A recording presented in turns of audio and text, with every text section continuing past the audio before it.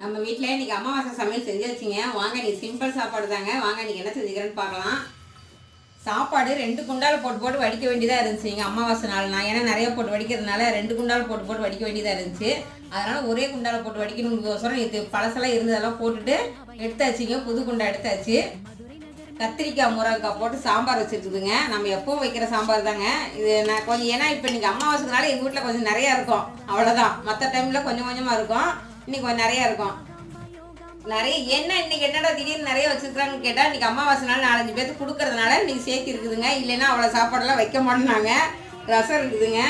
மஞ்சள் பூசணிக்காய் போட்டு பொரியல் செஞ்சாச்சுங்க. தேங்காய் பூ போட்டு வச்சுருக்குது.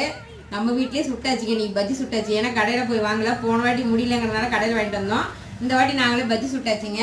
தயிர் இருக்குதுங்க. நம்ம வீட்டில் இன்றைக்கி மத்தியான சாப்பாடு, அமாவாசை சாப்பாடு இதுதாங்க. வாங்க எல்லோரும் சாப்பிட்லாம். அடுத்த வீடியோவில் பார்க்கலாம். பாய்.